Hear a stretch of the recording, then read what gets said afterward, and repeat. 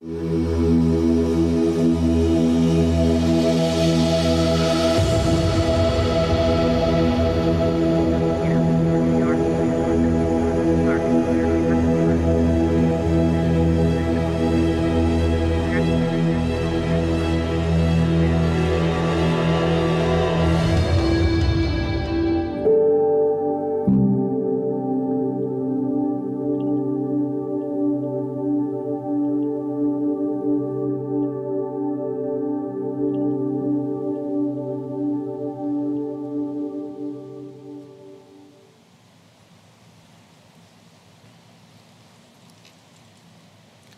the Lord.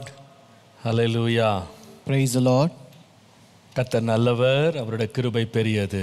God is good and His grace is great. இந்த காலவேளையிலேயும் ஒரு புதிய நாளை நம்முடைய வாழ்க்கையிலே தேவன் காண பண்ணினதும் அல்லாமல் தேவன் புது கிருபைகளோடு தேவன் நம்மை அவர் வழிநடத்துகிறபடியால் கர்த்தரை நான் ஸ்தோத்திரிக்கிறேன். I thank God for giving us one more day today and also for leading us with His new mercies.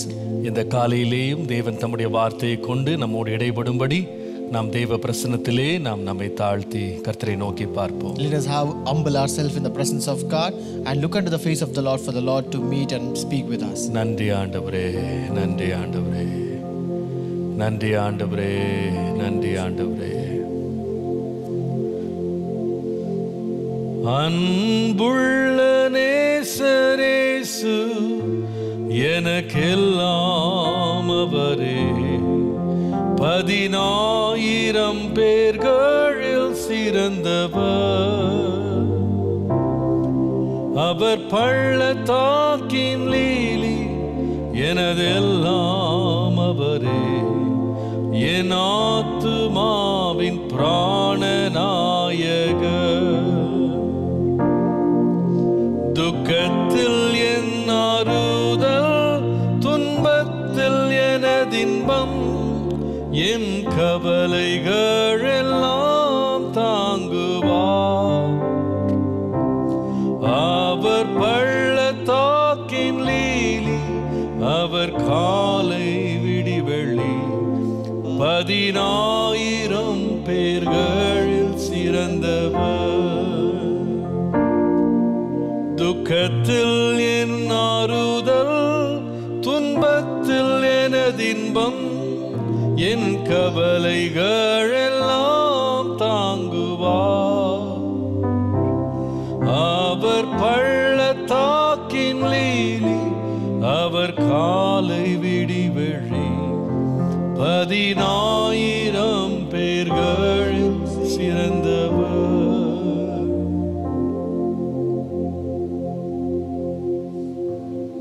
அன்பின் ஆண்டவரே, நீரே எங்கள் நேசர். My loving God, you are a beloved. நீரே அன்புள்ளவர். You are a loving Lord. என்னுடைய எல்லாம், எங்களுடையதெல்லாம் உம்முடையதப்பா. Lord, all our belongs to you, Lord. நீர் 10,000ங்களிலே சிறந்தவர். Lord, you are fairest of 10,000, Lord. நீர் அதிகாலை உள்ள விடிவெள்ளி கர்த்தாவே. Lord, you are the morning bright star, Lord. எங்களுக்கு நீரே ஆறுதல். Lord, you are a comfort.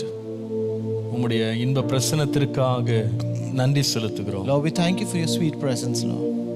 இன்றைக்கு உம்முடைய மகிமை எங்கள் மத்தியிலே வெளிப்படுத்தும். Lord, reveal your glory amidst us today. உம்முடைய நாமத்தை எங்கள் மத்தியிலே மகிமைப்படுத்தும். Glorify your name amidst us, Lord. நீர் உயர்த்தப்படுவீராக. Let you be exalted, Lord. உம்முடைய நாமம் இன்றைக்கு எங்கள் மத்தியிலே விளங்க பண்ணும். Let your name be manifested among us. இயேசுவின் நாமத்தில் பிதாவே. In Jesus' name we pray. ஆமென், ஆமென். கர்த்தர் நல்லவர், அவருடைய கிருபை பெரியது. God is good and His mercies are great. இந்த காலைவேளையிலே மறுபடியுமாக 180 நாட்களில் நீதிமொழிகளை தியானிக்கிற தியானத்திற்கு கர்த்தர் நம்மை கொண்டு வந்தபடியால் கர்த்தரை ஸ்தோத்திரிக்கிறேன். I once again thank God for bringing us to this 180 devotions from Proverbs. ஒவ்வொரு நாளும் தேவன் நமக்கு வேண்டிய சத்தியங்களை நமக்கு போதித்து நாம் அறிந்து கொள்ள வேண்டியவைகளை தேவன் நமக்கு வெளிப்படுத்துகிற அவருடைய தயவுக்காக கர்த்தரை ஸ்தோத்திரிக்கிறேன். I also thank God for the grace and mercy where the Lord reveals the truth every day and teaches us that are required for us. AC Avadi சபையினுடைய யூடியூப்ல மாத்திரமல்ல, சத்தியம் காஸ்பல் யூடியூப் சேனல்லேயும் அதே போல் லைவ் டிவியிலே லைவாகவும் ஆர்க் டிவியிலே மதியானத்திலேயும் இந்த நிகழ்ச்சிகளை பார்க்கிறவங்க ஒவ்வொருவரையும் இயேசுவின் நாமத்தில் அன்போடு வாழ்த்துகிறேன், வரவேற்கிறேன். I also greet everyone and welcome everyone who are watching this service through ACRD YouTube channel and also through Satyam Gospel YouTube channel and also live through Live TV and those who watch it in the afternoon in ARC TV. இந்த தியானங்கள் உங்களுக்கு ஆசீர்வாதமாக இருக்கிறது என்று கேள்விப்பட்டு கர்த்தருக்குள் நன்றி உள்ளவனாய் இருக்கிறேன். கர்த்தருக்கு நான் துதி செலுத்துகிறேன். When I hear that these devotions are really beneficial and a blessing to you, I really thank God and I also rejoice in the Lord. நாம் தொடர்ந்து இன்றைக்கும் இந்த நீதிமொழிகளை குறித்த தியானத்தை நாம் தொடரலாம். Let us continue the meditation from the book of Proverbs. நீதிமொழிகளின் புஸ்தகம் 3ஆம் அதிகாரம் முதல் 2 வசனங்கள். Proverbs chapter 3 first 2 verses. என் மகனே, என் போதகத்தை மறவாதே, உன் இருதயம் என் கட்டளைகளை காக்க கடவது. அவைகள் உனக்கு நீடித்த நாட்களையும் தீர்க்காயுசையும் சமாதானத்தையும் பெருக பண்ணும். My son, do not forget my law, but let your heart keep my commands, for length of days and long life and peace they will add to you. உனக்கு நீடித்த நாட்களையும் தீர்க்காயுசையும் பெருக பண்ணும். For length of days and long life and peace they will add to you. கர்த்தருடைய நாமத்திற்கு மகிமை உண்டாவதாக. Glory be to the name of the Lord. நம்முடைய வாழ்க்கையை நீங்கள் பார்ப்பீர்களானால், When you look at our life, நீங்கள் யாக்கோபு 4ஆம் அதிகாரம் 4ஆம் வசனத்திலே வாசிக்கும்போது, if you read in James chapter 4 and verse 14, 4:14 வாசிக்கும்போது, James 4:14, நாளைக்கு நடப்பது உங்களுக்கு தெரியாதே, உங்கள் ஜீவன் எப்படிப்பட்டது, கொஞ்சங்காலம் தோன்றி பின்பு தோன்றாமற் போகிற புகையை போல் இருக்கிறதே என்று வாசி. we read, whereas you not know what shall be on the morrow, what is your life, it is even a vapor that appears for a little while and then vanishes. கொஞ்சங்காலம் தோன்றி பின்பு மறைந்து போகிற புகையை போல வாழ்க்கை இருக்கிறது. Our life is like a vapor that appears for a little while and then vanishes. இந்த சூழ்நிலையில In this situation, நீடித்த நாட்களையும் தீர்க்காயுசையும் ஒன்று பெருக பண்ணுமானால் அதை நாம் நிச்சயமாய் வாஞ்சிக்க வேண்டும். if there is something that can lengthen our days and give long life, then we have to desire for it. கர்த்தருடைய நாமத்திற்கு மகிமை உண்டாவதாக. Glory be to the name of the Lord. நாம் எல்லாரும் ஒன்றை அறிந்திருக்கிறோம். We all know one thing. நாம் எல்லாருக்கும் ஒரு முடிவு என்று இந்த உலகத்தில் நியமிக்கப்பட்டிருக்கிறது. There is an end that is appointed for us in this world. எபிரேயர் 9ஆம் அதிகாரம் 27ஆம் வசனத்தை வாசிக்கும் பொழுது, If you read Hebrews 9 verse 27, அன்றியும் ஒரே தரம் மரிப்பதும் பின்பு நியாய தீர்ப்படைவதும் மனுஷருக்கு நியமிக்கப்பட்டிருக்கிறபடியே அப்படின்னு வாசிக்கும். we read, and as it is appointed unto men once to die, but after this the judgment. அப்போ யாராக இருந்தாலும் சரி, எல்லா மனிதனுக்கும் நியமிக்கப்பட்ட ஒரு காரியம் என்னன்னு கேட்டிங்கன்னா, அவன் ஒரு நாள் என்ன செய்யணும்னா மரிக்கணும். So no matter whoever he might be, but what is appointed to him is that he should die one day. ஆனால் இந்த மரணத்தை அவன் சந்திப்பதற்கு முன்பதாக வேதம் சொல்லுகிறது, உனக்கு நீடித்த நாட்கள் தீர்க்காயுசை பெருக பண்ணுகிறது என்னவென்றால் என் போதகம் என் கட்டளைகள். So but before a person encounters this, what actually lengthens the days of a person and gives long life is my law and my commands. கர்த்தருடைய நாமத்திற்கு மகிமை உண்டாவதாக. Glory be to the name of the Lord. இந்த நீடித்த நாட்கள் என்பதை வேதத்தில் அநேக இடங்களில் நீங்க வாசிக்கலாம். When you read about this length of days, you can read it in the Bible many places. இந்த நீடித்த நாட்கள் அப்படின்ற வார்த்தையை ஒரு 3 விதமாக நம்ம புரிந்து கொள்ளலாம் என்று நான் நினைக்கிறேன். So I think we can understand this length of days in 3 different ways. நீங்கள் சங்கீதங்களின் புஸ்தகம் 21ஆம் சங்கீதம் 4ஆம் வசனத்துக்கு வருவீர்களானால், If you come to Psalm 21 and verse 4, அங்கே வாசிக்கிறோம், அவர் உம்மிடத்திலே ஆயுசை கேட்டார், நீர் அவருக்கு என்றென்றைக்கும் உள்ள தீர்க்காயுசை அழித்தீர் என்று வாசி. we read, he asked life from you and you gave it to him, length of days forever and ever. So இந்த நாட்கள் என்று மனுஷனுடைய வாழ்க்கைன்னு வரும்போது முதலாவது இந்த தீர்க்காயுசுன்றதை எப்படி நீங்கள் விளங்கிக் கொள்ளலாம்னா, நீடித்த நாட்கள் அல்லது நீண்ட வாழ்க்கை என்று நீங்கள் சொல்லலாம். So this length of days first can be understood as a long life. Long life. இந்த லாங் லைஃப் அப்படின்றது எவ்வளவு லாங் என்று நமக்கு தெரியல. So we don't know how long is this long life. இந்த சங்கீதக்காரனை பற்றி வாசிக்கும் போது, நீர் நீடித்த நாட்களை தீர்க்காயுசை கொடுத்தீர்னு பார்க்கிறோம். So here we read about psalmist, that length of days that the Lord has given to him. ஆனால் எவ்வளவு காலம் அவர் வாழ்ந்தார்? But how long did he live?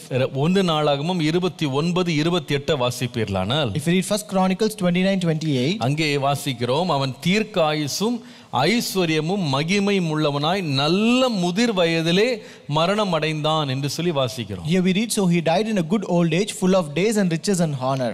அப்போ இந்த நல்ல முதிர் வயது அப்படின்றது தாவீதை பொறுத்த வரைக்கும் என்ன நல்ல முதிர் வயது? So what is this good old age according to David? 2 Samuel 5:4 வாசிப்பீர்களானால், If you read 2 Samuel 5:4, தாவீது ராஜாவாகும்போது 30 வயதாய் இருந்தான், அவன் 40 வருஷம் ராஜ்யபாரம் பண்ணினான் என்று போட்டிருக்கு. we read David was 30 years old when he began to reign, and he reigned 40 years.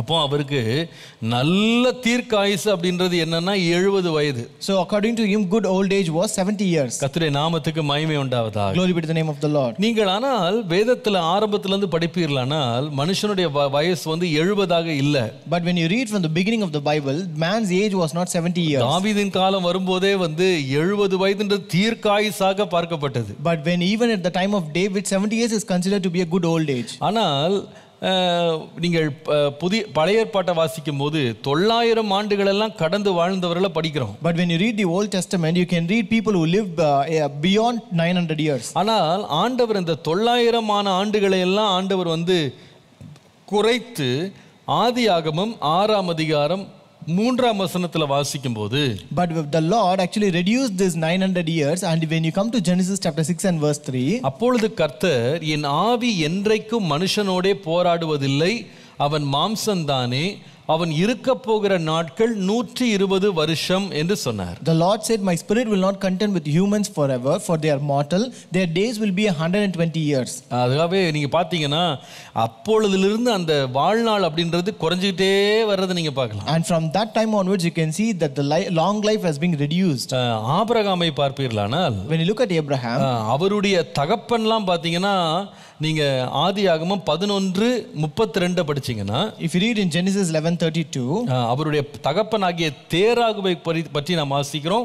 அவர் 205 வருடங்கள் அவர் இருந்திருக்கிறாரு. So we read about his father Terah, who lived for 205 years. ஆனால் நீங்கள் ஆபிரகாமுடைய வாழ்க்கையை நீங்கள் பார்ப்பீர்களானால், but when you read about Abraham's life, நீங்கள் ஆதியாகமம் 25:7-8 வாசிக்கும் போது, when you read Genesis 25 verses 7 and 8, வேதம் சொல்லுகிறது, ஆபிரகாம் உயிரோடு இருந்த ஆயுசு நாட்கள் 175 வருஷம் வாசிக்கிறோம். we read Abraham lived 175 years.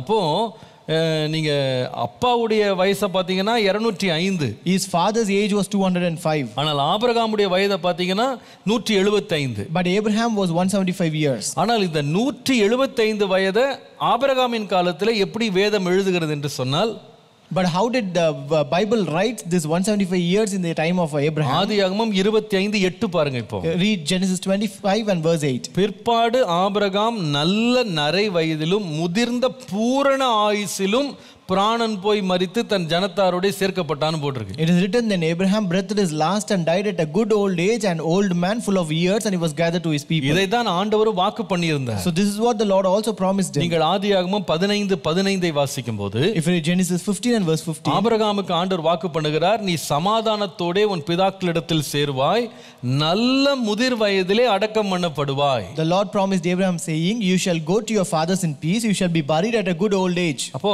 நல்ல முதிர் வயது என்பது ஆபிரகாமை பற்றி பொறுத்த வரைக்கும் பாத்தீங்கன்னா 175. So according to Abraham, the good old age was 175 years. அவருடைய மனைவியை நீங்கள் பார்ப்பீர்களானால், when you look at his wife, ஆதியாகமம் 23:1 வாசிக்கும் போது, if you read Genesis 23:1, அந்தம்மா 170 எல்லாம் வாழல, 127 பார்க்கிறோம். she did not live till 175 years, she died at 127 years. அவருடைய மகனாகிய இஸ்மவேலை நீங்கள் பார்ப்பீர்களானால், if you read about Ishmael his son, ஆதியாகமம் 25:17 வாசிக்கும் போது, when you read Genesis 25:17, இஸ்மவேல் வந்து 137 வயது என்று வாசிக்கிறோம். we read Ishmael lived for 137 years. நீங்கள் ஈசாக்கை பார்ப்பீர்களானால், when you look at Isaac, ஆதியாகமம் 35:28, Genesis 35 and 28, அங்கே ஈசாக்கு 180 வயது என்று வாசிக்கிறோம். here we read Isaac lived for 180 years. அப்போ இந்த வயதுகள் பாத்தீங்கன்னா ஒவ்வொருத்தருக்கு நியமிக்கப்பட்டது வித்தியாசமா இருக்கு. So when you see the ages, each one has a different kind of ages. இந்த இந்த காலத்துக்கு அப்புறம் பார்த்தீங்கன்னா அப்படியே இந்த 175 தாண்டாம அப்படியே அதுக்குள்ளே இருக்கிறது நீங்க பார்க்கலாம். 180 200 கீழே தான் நீங்க பார்க்கலாம். So here after this period you can find that the age has not exceeded 175 years and it was actually revolving around 175 180 years.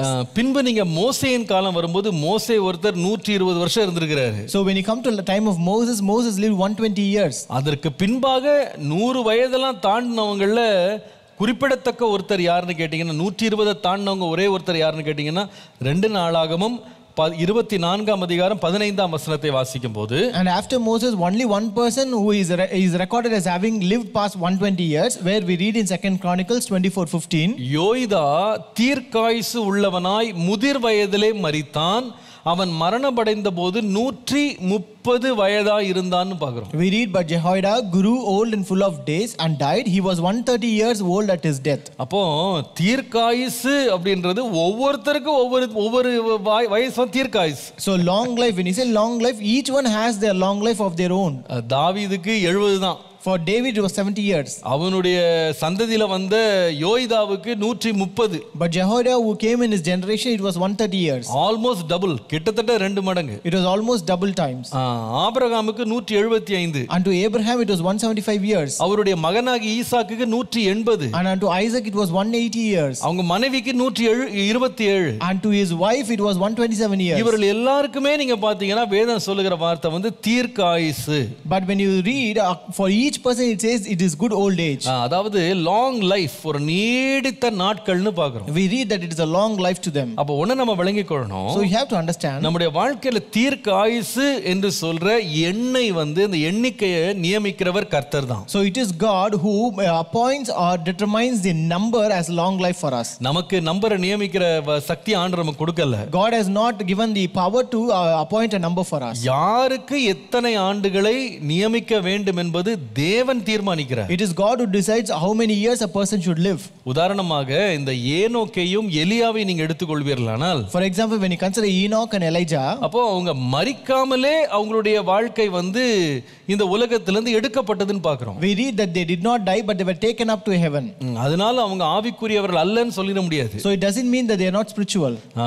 அதனால நீங்க கவனிக்கணும் இத. So you have to take it to consideration. ஒவ்வொருவருக்கு ஆண்டவர் ஒரு தீர்க்க ஆயுசு என்று ஒன்று வைத்திருக்கிறார். The Lord has set a long life for each person. கர்த்தருடைய நாமத்துக்கு மகிமை உண்டாவதாக. Glory be to the name of the Lord. எனக்கு 70 தானே, அவங்களா 120ன்னு சொல்லி நம்ம கணக்கு பார்க்க முடியாது. We cannot see it is only 70 years for me but they live for 120 years. அப்போ கர்த்தர் நியமிக்கிறார். It is God who decides it. ரொம்ப ஆச்சரியம் என்னன்னா, what is more surprising, நம்முடைய இரட்சகராகிய இயேசு கிறிஸ்துவுக்கு தேவன் நியமித்த வருஷம் 33 வருஷம் தான். the long life that the Lord appointed for Jesus was only 33.5 years. 33 வயது தான். It is only 33.5 years. அப்போ தீர்க்காயுசு ஒரு ஆளுக்கு வயசு ஃபுல் ஆயிடுச்சு அப்படின்னு சொல்லி தீர்மானிக்கிறது தேவனே. So it is God who decides a long life of a person. கர்த்தர் தீர்மானிக்கிறார். It is the Lord. கர்த்தருடைய நாமத்துக்கு மகிமை உண்டாவது. Glory be to the name of the Lord. அப்போ இந்த தீர்க்காயுசை ஒரு மனுஷன் பெருக பண்ணி அதை நிறைவை காண வேண்டுமானா, if a person ought to lengthen his days and live a long life, தேவன் குறித்த நாட்களுக்கு அவன் அடைய வேண்டுமானால், if he ought to reach the days that the Lord has set for him, வேதம் நமக்கு சொல்லுகிற கட்டளை என்ன? what is the commandment of the Lord that the Bible says? வேதம் நமக்கு வெளிப்படுத்துகிற சத்தியங்கள் என்ன? what is the truth that the Bible reveals? தேவன் நியமித்த அந்த ஆயுசை ஒருவன் அடைவது, அந்த தீர்க்கமாக முடிப்பதற்கு அவனிடத்துல தேவன் எதிர்பார்ப்பது என்னவென்றால், for a person to end a long life with good old age, what is the Lord expecting from him? நாம் இப்பொழுது வாசித்தது போல நீதிமொழிகள் 3ஆம் அதிகாரம் முதல் 2 வசனங்களை பார்க்கும் பொழுது, as we read now Proverbs chapter 3 verses 1 and 2, என் மகனே என் போதகத்தை மறவாதே, உன் இருதயம் என் கட்டளைகளை காக்க கடவது, அவைகள் உனக்கு நீடித்த நாட்களையும் தீர்க்காயுசையும் சமாதானத்தையும் பெருக பண்ணும். my son, do not forget my law, but let your heart keep my commands, for length of days and long life and peace they will add to you. அப்ப கர்த்தர் என்ன விரும்புகிறாருன்னு சொன்னா, நம்ம வாழ்க்கை தீர்க்காயுசா இருக்க வேண்டுமானா நாம கர்த்தருடைய கற்பனைகளின்படி நடப்பதுதான் தேவன் நமக்கு நியமித்த ஆயுசு நாட்களை எட்ட பண்ணுகிறதுன்னு சொல்லி வாசிக்கிறோம். So here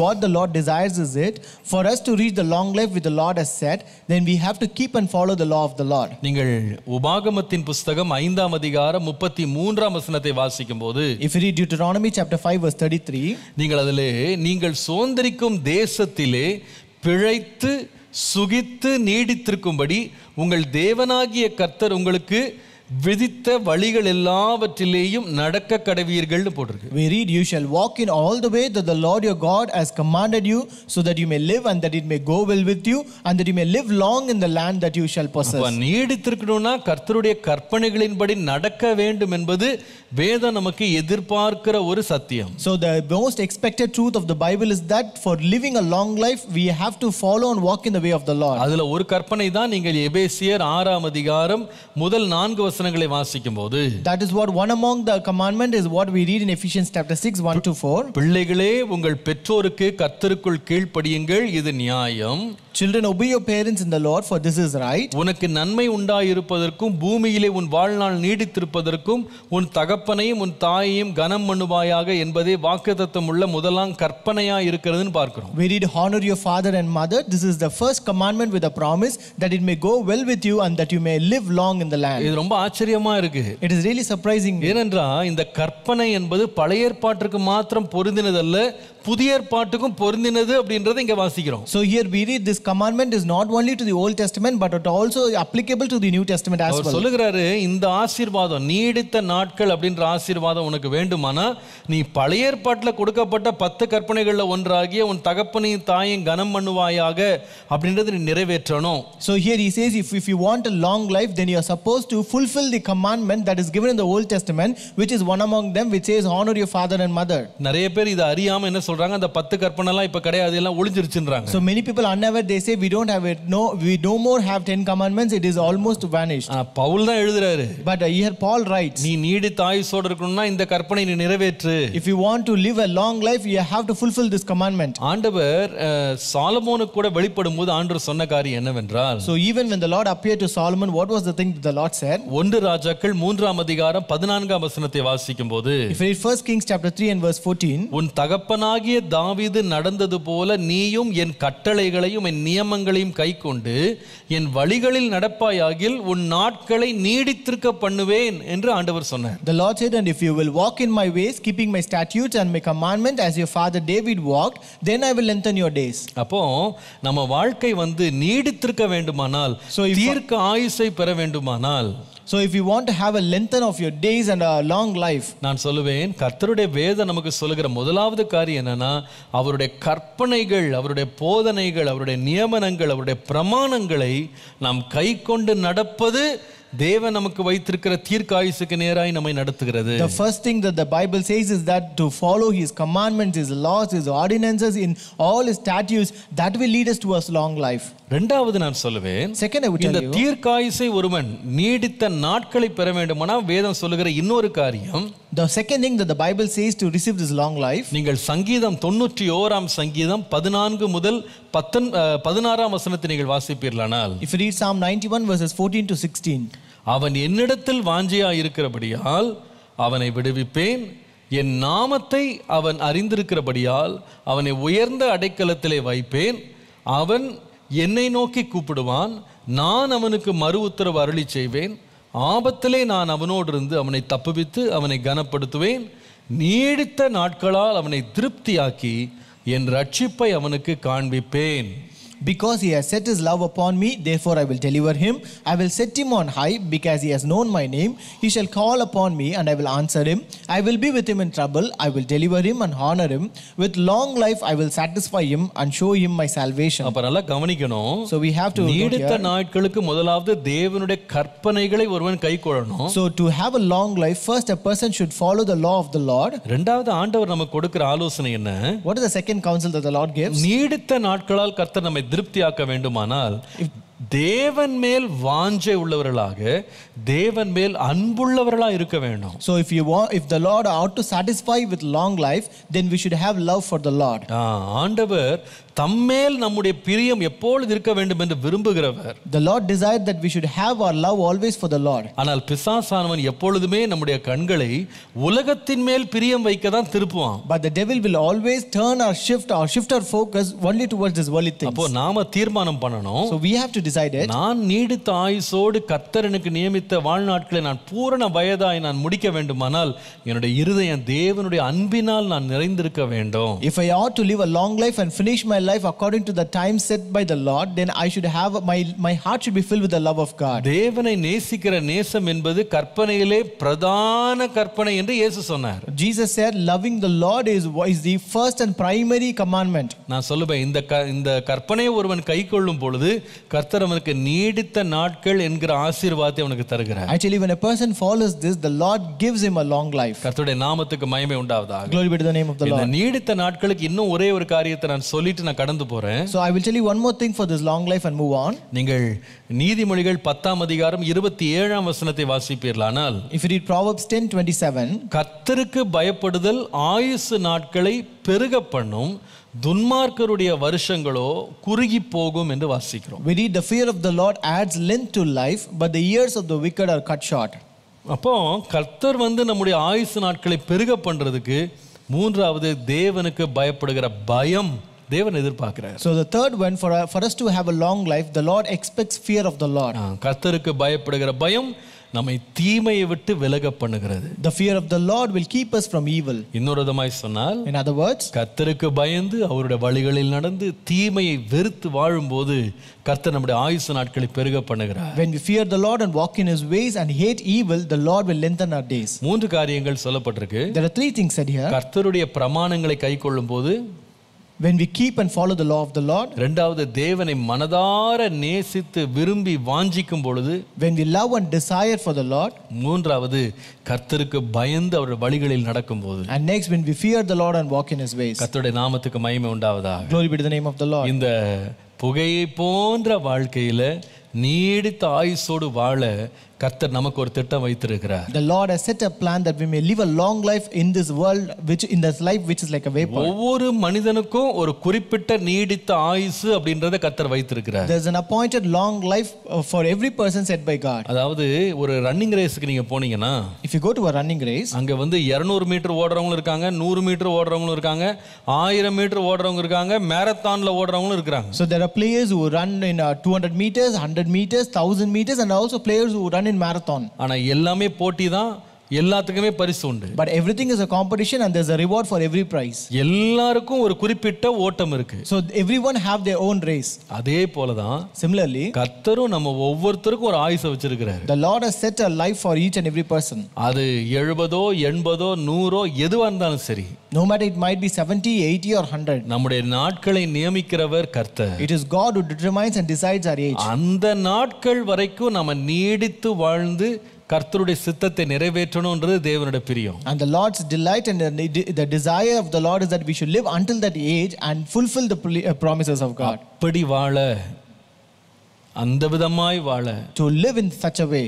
நான் சொல்லுவேன், கர்த்தரை நேசித்து அவருடைய கற்பனைகளை கைக்கொண்டு அவருக்கு பயந்திருக்கிறவனை கர்த்தர் ஆயுசுகளை பெருக பண்ணி நீடித்த ஆயுசினால் திருப்தியாக்குகிறார். I tell you, the one who love the Lord, the one who follow the law of the Lord, the one who fear the Lord will satisfy him with long life and he will make him live for life. அப்போ இந்த ஆயுசு நாட்கள் அப்படின்னு சொல்றத முதலாவது நான் எப்படி புரிந்து கொள்ளலாம் அப்படின்னு சொன்னா, நீடித்த ஆயுசு அல்லது தீர்க்காயுசு அப்படின்னு சொல்லலாம். So first I can understand this length of days as long life. கர்த்தருடைய நாமத்துக்கு மகிமை உண்டாவதாக. Glory be to the name of the Lord. இந்த நீடித்த நாட்கள் அப்படின்றது இன்னொரு அர்த்தத்திலே நம்ம விளங்கிக் கொள்ள வேண்டும். So this length of days can also be understood in another meaning. நீங்கள் 1 பேதுரு 3ஆம் அதிகாரம் 8 முதல் 11 வசனங்களை வாசிப்பீர்களானால், If you read 1 Peter chapter 3 verses 8 to 11, மேலும் நீங்கள் எல்லாரும் ஒருமனப்பட்டவர்களும் இரக்கம் உள்ளவர்களும் சகோதர சிநேகம் உள்ளவர்களும் மன உருக்கம் உள்ளவர்களும் இணக்கம் உள்ளவர்களுமாயிருந்து தீமைக்கு தீமையும் உதாசீனத்துக்கு உதாசீனத்தையும் சரி கட்டாமல் அதற்கு பதிலாக நீங்கள் ஆசீர்வாதத்தை சுதந்தரித்துக் கொள்ளும்படி அழைக்கப்பட்டவர்கள் என்று அறிந்து ஆசீர்வதியுங்கள்னு சொல்றார். Finally, all of you be of one mind, having compassion for one another, love as brothers, be tender-hearted, be courteous, not returning evil for evil or reviling for reviling, but on the contrary blessing, knowing that you were called to this, that you may inherit a blessing. For 9ஆம் வசனத்தின் கடைசி பகுதியை பாருங்க. Read the last part of verse 9. நீங்கள் ஆசீர்வாதத்தை சுதந்தரித்துக் கொள்ளும்படி அழைக்கப்பட்டவர்கள் என்று அறிந்து ஆசீர்வதிங்கள்ன்றாரு. On the contrary, blessing, knowing that you were called to this, that you may inherit a blessing.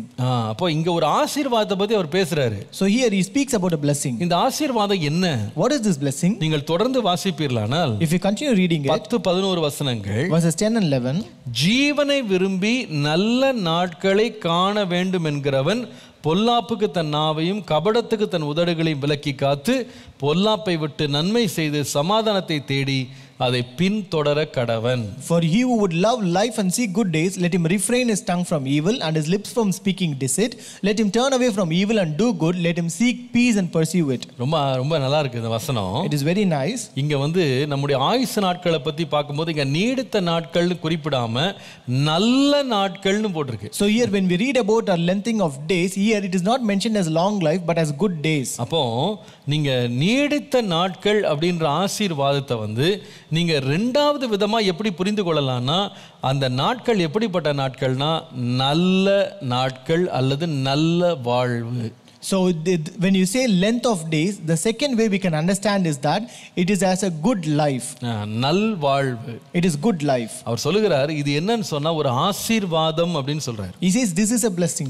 இந்த ஆசீர்வாதத்தை எங்க இருந்து அவர் எடுத்தார் தெரியுமா? You know where did he take this blessing? சங்கீதம் 34:12 ல இருந்து 14 நீங்க வாசித்து பாத்தீங்கன்னா இந்த ஆசீர்வாதத்தை அங்க நீங்க வாசிக்கலாம். If you read Psalm 34 verses 12 to 14, you can read the blessing there. அதே வார்த்தையை அங்க வாசிக்கலாம். நன்மையை காணும்படி ஜீவனை விரும்பி நீடித்த நாட்களை அபேட்சிக்கிற மனுஷன் யார்?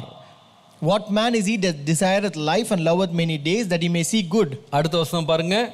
Next verse says, உன் நாவை பொல்லாப்புக்கும் உன் உதடுகளை கபடு வசனிப்புக்கும் விலக்கி காத்துக்கொள். Keep your tongue from evil and your lips from speaking guile. இது மாதிரி நீங்க பாத்தீங்கன்னா அந்த சங்கீதத்துல இருந்து அதை எடுத்து அவர் இங்க சொல்லுகிறார். So he actually extracts from this psalm and says it here. அப்போ பழைய ஏற்பாட்டிலையும் சரி புதிய ஏற்பாட்டிலையும் சரி நம்முடைய வாழ்க்கையில தீர்க்காயுசு அப்படின்றது நீடித்த நாட்கள் மாத்திரமல்ல அல்லது நீடித்த வாழ்வு மாத்திரமல்ல நல்ல வாழ்வுக்கும் சொல்லி இருக்கு. So both in Old Testament and New Testament, when you say length of days, it is not only long life, it is also good life. இந்த நல்ல வாழ்வு எப்ப வருமா? So when we will receive this good life, பொல்லாப்பை விட்டு நம்முடைய நாவை கபடை விட்டு நம்முடைய உதடுகளை விலக்கும்போது, when we refrain our tongue from evil and our lips from speaking deceit. ஜீவனும் மரணமும் நாவின் அதிகாரத்தில் இருக்குன்னு வாசிக்கிறோம். We read life and death are in the power of your tongue. அப்போ நம்ம நாவு எப்படி பேசுது அப்படின்றத பொறுத்து நம்முடைய ஜீவிய நாட்களே இருக்குன்னு சொல்லி பார்க்கிறது ரொம்ப ஆச்சரியமா இருக்கு. So it is really surprising to see that our life that our life living also depends upon the power of our tongue. நீங்க ஜீவனை விரும்பி நல்ல நாட்களை காண வேண்டும் என்று விரும்புவீங்களானா நம்முடைய நாவின் மேல் நம்ம ஒரு எச்சரிப்பா இருக்கணும். So if you would love life and see good days, then we should be very careful about our tongue. நிறைய பேருடைய லைஃப் லாங் லைஃபா இருக்கு, but it's not a good life. So many people life is a long life but it's not good life. நல்ல வாழ்க்கை அவங்க வாழ்க்கை இருக்கிறது இல்ல. Their life is not a good life. அவங்க வாழ்க்கை ரொம்ப வருத்தமாக சஞ்சலமாக மாறிடுது. Their life is full of trouble and full of sorrow. நான் சொல்லுவேன் நம்முடைய நாவை பற்றி நம்ம ரொம்ப ஜாக்கிரதையா இருக்கணும். We should be very careful about our tongue. நீடித்து வாழ்றது மாத்திரம் இல்ல, நல்ல வாழ்க்கையை நான் வாழணும். We should not only live a long life but also good life. அது ஆசீர்வாதமான வாழ்க்கையா இருக்கணும். That should be a blessed life. பொல்லாப்பை விட்டு நீங்கி நன்மை செய்து சமாதானத்தை தேடியதை பின்தொடர்ந்தால் என் வாழ்க்கை நல்ல வாழ்க்கையா இருக்கும். When you turn away from evil and do good and seek peace, then my life would be a good life. நம்முடைய நாவு ரொம்ப முக்கியமானது. Our tongue is very important. நம்முடைய நாவை வைத்து நம்ம சமாதானம் பண்ணவும் செய்யலாம், சமாதானத்தை கெடுக்கவும் செய்யலாம். So we can also come to a peace using our tongue and we can also spoil the peace using our tongue. நம்முடைய நாவை வைத்து நன்மையும் செய்யலாம், தீமையும் செய்யலாம். We can do good using our tongue and at the same time we can do bad. நம்முடைய நாவை வைத்து நாம சமாதானத்தை பின்தொடரவும் செய்யலாம், நாவை வைத்து சமாதானத்தை நாம வெட்டியும் போடலாம். So we can also pursue peace using our tongue and at the same time we can also cut down the peace using our tongue. நம்முடைய வாழ்க்கை நல்ல வாழ்க்கையா இருக்க வேண்டும் என்று கர்த்தர் விரும்புறார். God wants our life to be a good life. இந்த நல்ல வாழ்க்கைக்கு ஆண்டவரே என் உதடுகளை தீமைக்கு காத்துக்கொள்ள கிருபை தார். Lord, give me grace that may refrain my tongue from evil for this good life, Lord. என் நாவினால் நான் பேசுகிற ஒவ்வொரு வார்த்தையும் கர்த்தர் கவனிக்கிறார். So every word that utter through my tongue and mouth, the Lord is monitoring and watching it. ஆண்டவரே, என்னுடைய நாவினால் என்னுடைய நல்ல நாட்களை கெட்ட நாட்களா நான் மாற்றி விடாம இருக்கிறதுக்கு எனக்கு கிருபை தாரும். Lord, give me grace that I may not change my good life into a bad one using my tongue, Lord. என்னுடைய வாழ்க்கை ஒரு வருத்தத்தின் வாழ்க்கையாக சமாதானமற்ற ஒரு வாழ்க்கையா மாற்றாம இருக்க என் நாவை காத்துக்கொள்ள கிருபை தாரும். Lord, give me grace to guard and keep my tongue that I may not change my life into a bad life and spoil my peace and become a peaceless life. Naula பொல்லாப்பும் கவடும் இல்லாமல் என்னை பாதுகாத்துக்கொள். Lord, guard my tongue that I may not have evil and deceit in my tongue, Lord. ஏன்? Why? என்னுடைய நாட்கள் நல்ல நாட்களா இருக்கணும். Because my life should be a good life. எத்தனை பேர் இதை வாஞ்சிக்கிறீங்க? How many of you desire this? என் வாழ்க்கை நல்ல நாட்களால் நிறைஞ்சிருக்கணும். My life should be filled with good life. கர்த்தருடைய பரிசுத்த நாமத்திற்கு மகிமை உண்டாவதாக. Glory be to the name of the Lord. வாழ்க்கையே பார்த்தீங்கன்னா இந்த சாலமோன் சொல்லும் பொழுது வாழ்க்கை எப்படி இருக்குன்னா வருத்தமும் சஞ்சலமும்னு பார்க்கிறோம். So when Solomon says the life is full of sorrow and full of trouble, உண்மைதான் இது. it is true. ஆனால் இந்த வருத்தமும் சஞ்சலம் உள்ள நாட்களால் மனுஷனுடைய வாழ்க்கை நிறைந்திருக்கும் போது அதுல ஒருத்தன் நல்ல நாட்களை பார்க்கணும்னா அவன் நாவை காத்துக்கொள்ளணும். So when the life is already filled with sorrow and trouble, but if a person ought to see a good life, then he should guard his tongue. நன்மை செய்யணும். He should do good. பொல்லாப்பை விட்டு நீங்கணும். He should turn away from evil. கர்த்தர் நமக்கு கிருபை தருவாராக. May God give us grace. அப்போ நம்முடைய நாட்கள் மேல் ஆசீர்வாதம்னு சொல்லும்போது முதலாவது நமக்கு ஆண்டவர் ஒரு நீடித்த ஆயுசை தர்றாரு. So when you say length of the days, the blessing that the Lord gives is first a long life. நீடித்த ஆயுசு. The long life. இரண்டாவது நம்ம கவனித்தோம். Second we saw. அது நீடித்த ஆயுசு மாத்திரமல்ல நல்ல ஆயுசு. So it is not only long life, it is a good life. நல்ல வாழ்வு. It is a good life. மூன்றாவது ஒன்று இருக்கு. There's a third one. இந்த நாட்கள் மேல் கர்த்தர் கொடுக்கிற ஆசீர்வாதத்துல மூன்றாவது காரியம் என்னவென்றால், So what is the third blessing that the Lord gives in the length of days? 92ஆம் சங்கீதம் 12 முதல் 14 15 வரைக்கும் வாசிக்கலாம். So we can read Psalm 92 verse 12 to 14 and 15. நீதிமான் பனையை போல செழித்து லீபனோனில் உள்ள கேதுருவை போல வளருவான். கர்த்தருடைய ஆலயத்தில் நாட்டப்பட்டவர்கள் எங்கள் தேவனுடைய பிரகாரங்களில் செழித்திருப்பார்கள். கர்த்தர் உத்தமர் என்றும் என் கண்மலையாகி அவரிடத்தில் அநீதி இல்லை என்றும் விளங்க பண்ணும்படி அவர்கள் முதிர் வயதிலும் கனி தந்து புஷ்டியும் பசுமையுமாய் இருப்பார்கள். The righteous shall flourish like a palm tree, he shall grow like a cedar in Lebanon. Those who are planted in the house of the Lord shall flourish in the courts of our God. They shall still bear fruit in old age. They shall be fresh and flourishing, to show that the Lord is upright. He is my rock and there is no unrighteousness in him. கர்த்தருடைய நாமத்திற்கு மகிமை உண்டாவதாக. Glory be to the name of the Lord. இங்க வாழ்நாளை பற்றி இன்னொன்று எழுதி இருக்கு. Here it is also written one more thing about this length of days. தமிழ்ல 15ஆம் வசனம், ஆங்கிலத்துல 14ஆம் வசனத்துல verse 14 in English, verse 15 in Tamil. அவர்கள் முதிர் வயதிலும் கனி தந்து புஷ்டியும் பசுமையுமாய் இருப்பார்கள். They shall still bear fruit in old age. They shall be fresh and flourishing. அப்போ நல்ல வாழ்வு அல்லது நீடித்த வாழ்வை பற்றி நம்ம பேசும்போது, தீர்க்காயுசை பற்றி பேசும்போது மூன்றாவது ஒரு வாழ்க்கை இருக்கு.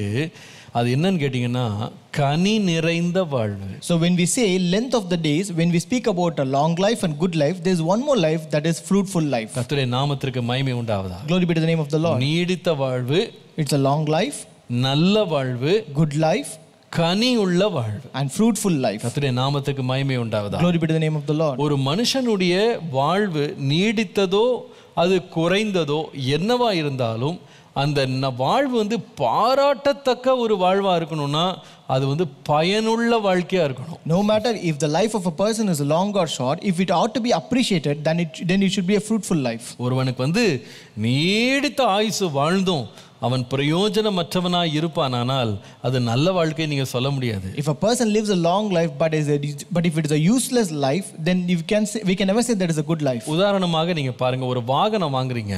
For example, when you purchase a vehicle, அந்த வாகனத்தை பற்றி சொல்றாங்க, இது ரொம்ப வலிமையான ஒரு வாகனம். So they say this is very powerful vehicle. இது லேஸ்ல துரு பிடிக்காது. This will not be rusted very easily. இதுல லேஸ்ல உடையவே உடையாது. This will not be broken very easily. இது நீடித்து உழைக்கும்னு சொல்றாங்க. They say it has a long life. ஆனால் உழைக்கும்னு சொல்லி நீங்க வாங்கின காரை நீங்க வாங்கிட்டு ஓட்டும்போது, so when you get that car which has been said that it has a long life, and when you drive it, அதுல ஒரு 5 வருஷம் கழிச்சு ஒரே பிரச்சனையா கொடுத்துட்டு இருக்குன்னு வெச்சுடுங்களேன். so when it gives problems after 5 years, அந்த வண்டி நீங்க எங்கேயும் நம்பி எடுத்துட்டு போக முடியல. you are not able to trust it and take it anywhere where you ஒரு நீண்ட பயணம் போனா கூட வழியில நின்னு போகுது. even if you go one long drive, it stops half the way. அடிக்கடி அது கோளாறு பண்ணுது. so very often it gets repairs. அப்போ நீங்க யோசிக்கிறீங்க. So you think about it. அந்த வண்டியை பார்த்தா வந்து நல்ல வலிமையா தான் இருக்கு. So this vehicle is very powerful. அதோட பாடியில எந்த ஒரு பிரச்சனையும் கிடையாது. So the body has no problem in it. எந்த துருவும் ஏறல. There is no rust. நல்ல பழபழன்னு இருக்கு. It is very shining. நல்ல இடிச்சா கூட தாங்கும், அவ்வளவு ஸ்ட்ராங்கா இருக்கு. It is very strong, even it can bear when it is hit. ஆனா அது உங்களுக்கு பயனுள்ளதா இல்லன்னு வெச்சுக்கிடுங்களேன். But if it is not useful, அந்த வாகனத்தை நீங்க தொடர்ந்து வைக்க விரும்ப மாட்டீங்க. you will not continue to use that vehicle. அது உங்களுக்கு பிரயோஜனமா இல்லன்னா அதை விற்றுவிட நீங்க விரும்புவீங்க. So if it is not useful, then you will try to sell it. வாகனத்தை வாங்குறவன் அழகு பார்க்கறதுக்காக வாங்குறது இல்ல. The one who buys a vehicle, he will not buy it just to see the beauty. வாகனத்தை வாங்குறவன் 10-20 வருஷம் கழிச்சு வெயிட் போட்டு விக்கிறதுக்காக அவன் வாங்கல. He does not buy to sell it again after 10 or 20 years. அப்படியே புதுசா விக்கணும், அப்படியே பழுதில்லாம விக்கணும்னு அவன் விரும்புறது இல்ல. So he doesn't want to sell it again as such, as new and without any repair. அவன் என்ன விரும்புறான்னு சொன்னா, What does it desire? இந்த வாகனம் என்னோட கராஜ்ல நிக்கிற அத்தனை நாளும் எனக்கு பிரயோஜனமா இருக்கணும். So all the days that the vehicle stands in my garage, it should be useful to me. நான் நினைத்த இடத்துக்கு நான் வசதியா போணும். I should go to the place where I want to go. நான் நினைத்த தூரத்தை நான் அடையணும். I should reach the distance that I want to reach. அது எனக்கு சேவை செய்யணுமே தவிர நான் அதுக்கு சேவை செஞ்சிட்டு இருக்க கூடாது. It should serve me, and it is not that I should serve it. அப்போ இப்படிதான் ஒருவன் நோக்கமா வாங்குறான். So with that intention, a person buys a vehicle. இதேதான் நீங்க வாசிக்கும்போது, This is what when you read here, தோட்டக்காரன் வந்து எஜமான் வந்து அந்த அத்தி மரத்தை பார்க்கும்போது 3 வருஷம் அது காத்திருக்கிற, அது கனி இல்லைன்னு வெட்டி போட்டுரு அப்படின்னாரு. So when the master saw that the fig tree, when he waited for 3 years and saw that the fig tree did not produce any fruit, he asked it to cut down. அந்த செடியை பார்த்தீங்கன்னா செழித்து தான் வளர்ந்துச்சு. So that actually the tree flourished and it grew up very well. அது இலைகள் எல்லாம் நல்லா தான் இருந்தது. The leaves were very beautiful. எந்த ஒரு பிரச்சனையும் வெளியே தெரியல.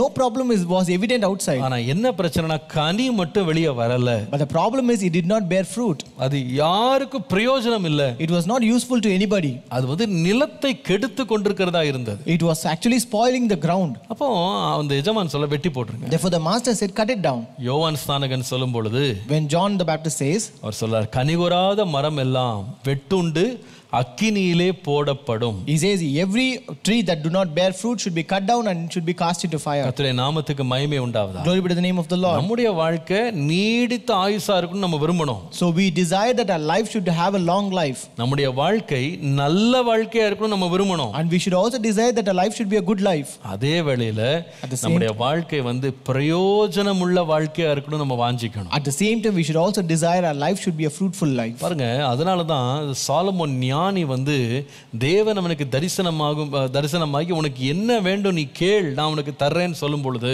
That's why when in the life of Solomon, when the Lord appeared to me and asked him, what you want, you ask me and I will give you. அவன் கேட்ட காரியத்தை குறித்து கர்த்தர் அவனை பாராட்டினாரு. The Lord appreciated regarding the thing that he asked. 1 ராஜாக்கள் 3ஆம் அதிகாரம் 11 லிருந்து 12 பாருங்களேன். If you read 1 Kings chapter 3 verses 11 and 12. ஆகையால் தேவன் அவனை நோக்கி, நீ உனக்கு நீடித்த நாட்களை கேளாமலும் ஐஸ்வர்யத்தை கேளாமலும் உன் சத்துருக்களின் பிராணனை கேளாமலும் நீ இந்த காரியத்தை கேட்டு நியாயம் விசாரிக்கிறதற்கு ஏற்ற ஞானத்தை உனக்கு வேண்டிக் கொண்டபடியினால் உன் வார்த்தைகளின்படி செய்தேன். ஞானம் உணர்வுள்ள இருதயத்தை உனக்கு தந்தேன். இதிலே உனக்கு சரியானவன் உனக்கு முன் இருப்பதும் இல்லை, உனக்கு சரியானவன் உனக்கு பின் எழும்புவதும் இல்லை. Then God said to him, because you have asked this thing and I have not asked long life for yourself, nor have asked riches for yourself, nor have asked the life of your enemies, but have asked for yourself understanding to discern justice. Behold, I have done according to your words. See, I have given you a wise and understanding heart, so that there has not been anyone like you before you, nor shall any like you arise after you. நீடித்த நாட்களாய் வாழுவது என்பது ஒரு ஆசீர்வாதம் என்பதுல சந்தேகமே இல்ல. So living a long life is really a blessing and there's no doubt in that. ஆனால் ஆண்டவர் சாலமோன்ட்ட கேட்கும்போது நீடித்த ஆயுசை கேட்காம அவன் வந்து பிரயோஜனமுள்ள ஒரு ஆயுசை கேட்டான். But when the Lord asked Solomon, he did not ask for a long life, but he asked for a very fruitful and useful life. அவன் சொல்லுகிறான், இவ்வளோ திரளான ஜனத்தை என் கையில கொடுத்துட்டீங்க. He said, Lord, you have given so many people to me. இவர்களை நியாயம் விசாரிக்கிறது எனக்கு ஞானம் வேணும். I need understanding and wisdom to discern justice to இவர்களை நியாயம் விசாரிக்க ஞானம் இல்லாம நான் 200 வருஷம் வாழ்ந்து என்ன பிரயோஜனம்? What is the use of living for even 200 years but having no wisdom to judge these people? என்கிட்ட வந்து நியாயம் கேட்க வர்றவங்ககிட்ட நான் ஒன்னும் பதில் சொல்ல முடியாம இல்லாம நான் ஒரு பேதையை போல இருந்தா என்ன பிரயோஜனம்? So what is the use if I stand like a fool when the people come to me for justice? அப்போ அவன் சரியான காரியத்தை கேட்டான். So he asked the right thing. எனக்கு என் வாழ்க்கை என் ஜனங்களுக்கு ஆசீர்வாதமா இருக்கணும். My life should be a blessing to my people. என்னை ஒரு நியாயாதிபதியாய் நீர் வைத்திருக்கிறீர். Lord, you have set me as a judge. நான் அநேகருக்கு நல்ல நியாயத்தை சொல்லும்படி எனக்கு ஞானத்தை தாரும். Give me wisdom and understanding that I may give good justice to all. எனக்கு விவேகத்தை தாரும். Give me understanding. எது நன்மை எது தீமைன்னு பகுத்து பார்க்கிற கிருபையை தாரும். Give me grace to discern which is good and which is evil. சொல்லு, கர்த்தர் ரொம்ப பிரியப்பட்டாராம் அதை கேட்ட உடனே. The Bible says the Lord was much pleased when he heard வேற this. யார்ட்ட கேட்டிருந்தாலும் ஒரு 200 வருஷம் வாழணும்னு ஆசைப்பட்டிருப்பான்பா. If someone would have asked, they would have asked to live for 200 years. ஆனா நீ கேட்டா கூட நீ ஆயுச உனக்குன்னு கேட்காம மற்றவர்களுக்கு நியாயம் செய்யணும், மற்றவர்களுக்கு பிரயோஜனமா இருக்கணும்னு விரும்பினியே, அதனால நீ கேளாததெல்லாம் உனக்கு நான் தர்றேன்னு சொன்னேன். But when you asked, you did not ask for yourself, but you asked for the good of other people. Therefore I will also add whichever you have not asked for. கர்த்தருடைய நாமத்துக்கு மகிமை உண்டாவதாக. Glory be to the name of the Lord. அப்போஸ்தலனாகிய பவுலுடைய வாழ்க்கையை குறித்து இப்படிதான் நீங்க வாசிக்கலாம். So even you can read about Apostle Paul like this. பிலிப்பியர் 1 21 முதல் 24 வாசிப்பீர்களானால், If you read Philippians chapter 1 verses 21 to 24. அவர் சொல்லுவார், கிறிஸ்து எனக்கு ஜீவன், சாவு எனக்கு ஆதாயம். For to me to live is Christ and to die is gain. அர்த்தம் என்ன? What does it mean? நான் வாழ்ந்திருந்தா கிறிஸ்துவுக்காக வாழ்றேன். If I live for Christ. மரித்தேனாலும் கூட எனக்கு ஆதாயம் தான். So even if I die, it is also a gain to me. ஏனென்றால் எனக்கு பரலோகத்தில் ஒரு பெரிய பலன், நித்திய பலன் வைக்கப்பட்டிருக்கு. It's because there's an eternal reward that is kept in heaven for me. அதனால எனக்கு வாழ்ந்தாலும் மரித்தாலும் எனக்கு ஒன்றும் பிரச்சனை கிடையாது. So therefore even if I live or die, that is not a problem at all. ஆனால் 22ஆம் வசனத்தில் அவர் சொல்றாரு, But in verse 22 he says, ஆகிலும் சரீரத்தில் பிழைத்திருக்கிறதுனாலே என் கிரியைக்கு பலன் உண்டாயிருப்பதனால் நான் தெரிந்து கொள்ள வேண்டியது இன்னதென்று அறியேன். But I live on in the flesh, this will mean fruit from my labor, yet what I shall choose I cannot tell. ஏனெனில் இவ்விரண்டிலும் நான் நெருக்கப்படுகிறேன். இந்த தேகத்தை விட்டு பிரிந்து கிறிஸ்துவுடனே இருக்க எனக்கு ஆசை உண்டு, அது அதிக நன்மையா இருக்கும். For I am hard pressed between the two, having a desire to depart and be with Christ, which is far better. அப்படி இருந்தும் நான் சரீரத்தில் தரித்திருப்பது உங்களுக்கு அதிக அவசியம். Nevertheless, to remain in the flesh is more needful for you. ரொம்ப அழகா இருக்கு இந்த வார்த்தைகள். It is very beautiful. நான் வாழ்றது எனக்கு இல்ல, உங்களுக்கு ரொம்ப அவசியமா இருக்கு. So when I live, it is not for me, but it is very needed for you. அவர் சொல்றாரு, நான் பிழைத்திருக்கிறதுனால என் கிரியைக்கு பலன் உண்டாயிருக்கிறதுன்னு சொல்றாரு. So he says, since I live, there is a reward of fruit for my labor. நான் இங்க உட்கார்ந்திருக்கிறேன், நான் வாழ்றேன், உங்களுக்கு பிரயோஜனமா இருக்கேன். I live here, I live for you.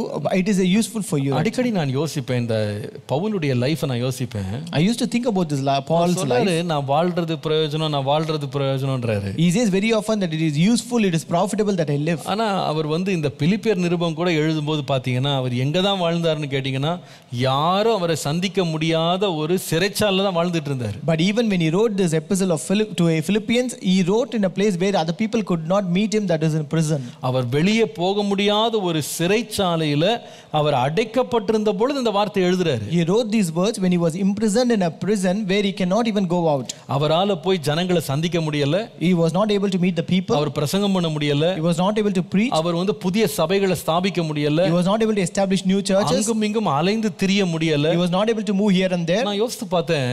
I thought about our it. வாலிப வயதுல துன்மார்க்கமா வாழ்ந்த பொழுது, தேவனுக்கு விரோதமாய் அவர் வாழ்ந்த பொழுது அவருக்கு ஒரு பெரிய சுதந்திரம் இருந்தது. So in his young age, when he lived a wicked life against God, he had a very independent and freedom life. அவர் எங்க வேணாலும் போக முடிஞ்சது, எந்த பட்டணத்துக்கும் போக முடிஞ்சது. அதுக்கு சிபாரிசு கடிதங்கள், எல்லாருடைய ஆதரவு, பணம் எல்லாம் கிடைச்சது. He was able to travel to any nation, any cities, any places, and he also received the recommendation letters, money and support for that. ஆனா கர்த்தருக்காக அழைக்கப்பட்டு கர்த்தருக்காக வேலை செய்யணும்னு நினைச்ச பொழுது அவருடைய வாழ்நாள்ல பெரும் வாழ்நாட்களை அவர் சிறைச்சாலையிலே சந்திக்க வேண்டியிருந்தது. But when he was called by God and he wanted to minister for God, he had to spend most of his time in prisons. சில வேளைகள்ல ஆண்டவர் ஒரே இரவுல அவரை சிறைச்சாலையிலிருந்து விடுவித்திருக்கிறார். Sometimes the Lord has delivered him from the prison even in one night. பவுலும் சீலாவும் கர்த்தரை துதித்து பாடின பொழுது கதவுகள் எல்லாம் திறந்ததுன்னு பார்க்கிறோம். சங்கிலிகள் எல்லாம் கீழே விழுந்துருச்சு. When we read when Paul and Silas sang and praised the Lord, we read that all their chains were broken and prisons were opened. சில வேளையில சில வாரங்கள் அவர் வந்து சிறையில் இருந்திருக்காரு. Sometimes he ought to be in prison for some weeks. சில இடங்கள்ல சில மாதங்கள் இருக்க வேண்டி இருந்தது. In certain places he had to be for many months. சில சந்தர்ப்பங்கள்ல வருடங்கள் கூட சிறைச்சாலையில் இருந்திருக்காரு. In many instances he had to be there for many years even. ஆனா அவர் தைரியமா சொல்றாரு. But he says very boldly, நான் வந்து இருக்கிறது உங்களுக்கு பிரயோஜனம். When I live here, it is really useful to you. எனக்கு அது ரொம்ப யோசிக்க பண்ணினது. It made me to think much. எப்படி அவர் பிரயோஜனமா இருந்திருக்க முடியும்? How could he be useful to them? ரெண்டு காரியங்கள். There are two things. ஒன்று வந்து அவர் கர்த்தருடைய வேத வசனத்தை வந்து அவர் வந்து தம்முடைய சபைக்கு வந்து கடிதங்கள் மூலமாக என்ன செய்தார்னா அவர் எழுதி கொண்டே இருந்தார். He was keeping on writing the word of God in the form of letters to churches. தனிப்பட்ட நபர்களை, விசேஷமா தனிப்பட்ட நபர்களை வந்து அவர் உற்சாகப்படுத்துகிறவராக இருந்தார். Especially he was able to encourage individual people. நான் யோசித்து பார்த்தேன், அந்த தனி சிறைச்சாலைகளில் உட்கார்ந்துட்டு அவர் தனிமையில் உட்கார்ந்துட்டு தீமோத்தேயு போன்றவர்கள் உட்கார்ந்து அவர் எழுதிட்டு இருந்தார். So even I thought he was sitting in that prison in a lonely places in a solitude and he was writing to people like Timothy. அவர் ஒரு சந்ததியை உருவாக்கி கொண்டிருந்தார். He was actually creating a new generation. அவர்கள் மூலமா ஒரு பெரிய பலனை தொடர்ந்து விட்டு போனார். And he also left behind a great reward through them. அது மாத்திரமல்ல, not only that, அவர் சிறையில் அவர் அடைக்கப்பட்டிருக்கிற நேரத்தில் அவர் எப்படி சபைக்கு பிரயோஜனமா இருந்தார்னா இரவு பகலாக அவர் ஏறெடுத்த ஜெபங்களால். And also he was also useful to the churches in the time when he was imprisoned by his prayers. நீங்கள் இந்த பிலிப்பியர் கொலோசியர்லாம் வாசிப்பீங்களா? சொல்றாங்க கண்ணீரோடு ஜெபம் பண்றேன்னு சொல்வார். So in this Philippians and Colossians you read that he prayed with tears. அவருக்கு ஒன்று புரிந்திருந்தது. He knew one thing. மாம்ச ரீதியில என்ன சுற்றி சிறைச்சாலை இருந்தாலும், though there is a prison around me in flesh, நான் கைகளும் கால்களும் விடுதலையாக்கப்பட்டு விடுதலையா நான் வெளியே நடமாட முடியாவிட்டாலும், though I am not able to be delivered out of this prison and walk independently outside, வானம் எனக்கு அடைக்கப்படவே இல்லை. the heaven is not shut to me. நான் ஆகவே என்னுடைய தேவரை நோக்கி நான் மன்றாடுவேன். Therefore I will plead unto my God. அந்த இடுக்கத்தின் நடுவில், அந்த போராட்டங்கள் நடுவில், அந்த பிரச்சனைகள் நடுவில் அவர் என்ன செய்தார்னா தன்னுடைய சபைக்காக அவர் என்ன செய்தார்னா இரவும் பகலும் ஜெபிக்கிறவராக இருந்தார். Amidst that persecution, amid that affliction, amid that problems and troubles, he was able to pray for his church. அப்படி ஜெபம் பண்ணினதுனால, since he prayed, சபையானது எங்கும் பரவி உலகமெங்கும் அது பிரசித்தி பெறுவதற்கு கர்த்தர் அதை பயன்படுத்தினார். The Lord used the church to spread around all over the world and all over the earth. ஒருவேளை நீங்க யாராவது ஒருவர் யோசிச்சுட்டு இருக்கலாம், maybe there might be someone who is thinking this way, என்ன பெரிய பிரயோஜனம், what is great use of நான் வந்து இள வயதில் அங்கும் இங்கும் ஓடி திரிந்தேன், I just went here and there all around and moved all around in my young age, பிள்ளைகளுக்கு நிறைய உதவிகள் நான் செய்தேன், I also helped many things to my children, இப்போ நான் வயதாகி படுத்து கிடக்கிறேன், but now I am in old age and I am just lying down, என்னால என்ன பிரயோஜனம், what is use of me, நான் என் வீட்டுக்கு ஒரு பாரமா மாறிட்டேனோ, have I become a burden to my family? நீங்க அப்படி யோசிச்சுட்டு கலங்கிட்டு இருக்கலாம். You might be troubled and thinking that way. என்னிடத்திலே 2-3 பேர் அட்லீஸ்ட் கேட்டிருக்காங்க, at least 2 or 3 people have asked me the same, தம்பி ஜெபம் பண்ணுப்பா, brother please pray for நான் me, சீக்கிரமா மரிச்சிரணும் ஜெபம் பண்ணுப்பா, pray that I should die very soon, எனக்கு ரொம்ப வயசாகி போச்சு, I am growing in age, எனக்கு ஒண்ணுமே செய்ய முடியல, I am not able to do anything, நான் என் பிள்ளைகளுக்கு பாரமா இருக்க விரும்பல, I don't want to be a burden to my children, நான் கர்த்தர்ட்ட சீக்கிரம் போயிரணும் ஜெபம் பண்ணுப்பான்னு சொல்லுவாங்க. please pray that I should reach the Lord very early. நிறைய பேர் அப்படிதான் யோசிக்கிறாங்க. Many people also think the same way. அவங்க நினைக்கிறாங்க சரீர உழைப்பினால் தான் நம்ம மற்றவர்களுக்கு பயனுள்ளவர்களா இருக்க முடியும்னு. They think that only because of the physical labor we can be useful to other people. ஆனால் பவுலுடைய வாழ்க்கையை பார்க்கும்போது நல்ல பாடம் நம்ம படிக்கிறோம். But when we read the life of Paul, it is a good lesson. சரீரமே முடங்கி போனா கூட என் ஆவியிலிருந்து நான் ஏறெடுக்கிற ஜெபங்கள் கர்த்தருடைய சமூகத்தில் நினைவு கூறப்படுகிறது. Even when you are not able to do anything physically, but the prayers that I take up and give to the Lord really brings great things. ஒருவேளை இன்றைக்கு இந்த முதிர் வயதுள்ளவர்களா யாராவது இங்க கேட்டுட்டு இருக்கீங்களா? Maybe today are you of old age and listening to this? நீங்க நினைக்கிறீங்களா பிரயோஜனம் இல்லாம இருக்கிறேன்னு? Do you think that you are not useful? நான் சொல்லுவேன், உங்கள் ஜெபங்கள் விலையேற பெற்றது. I tell you, your prayers are very valuable. நீதிமான் செய்யும் ஊக்கமான ஜெபம் விலையேற பெற்றது. The fervent prayers of the righteous availeth much. கர்த்தருடைய நாமத்திற்கு மகிமை உண்டாவதாக. Glory be to the name of the Lord. நம்முடைய வாழ்க்கை நீடித்த ஆயுசுனால இருக்கணும். Our life should be filled with long life. நம்முடைய வாழ்க்கை நல்ல வாழ்க்கையாவும் இருக்கணும். Our life should also be a good life. நான் சொல்லுவேன், நம்முடைய வாழ்க்கை கனி உள்ளதாகவும் இருக்கணும். And I tell you, our life should be a fruitful life. அநேகருக்கு பிரயோஜனமா இருக்கணும். It should be useful to many people. அந்த 92ஆம் சங்கீதத்தில் எழுதப்பட்ட வார்த்தைகள் நம்முடைய வாழ்க்கையில நிறைவேறணும். The words that are written in Psalm 92 should fulfill in our life. அவர்கள் முதிர் வயதிலேயும் கனி தந்து புஷ்டியும் பசுமையுமாய் இருப்பார்கள். They shall still bear fruit in old age. They shall be fresh and flourishing. நான் நினைக்கிறேன் இந்த வாழ்வை தான் தேவன் நமக்கு தர விரும்புறாரு. I think this life is a life that the Lord desires to give us. இதற்கு செய்ய வேண்டியது என்ன? What are you supposed to do for this? போதகத்தை கேள். Do not forget my law. என் கட்டளைகளை உன் இருதயத்திலே காத்துக்கொள். And keep my commands in your heart.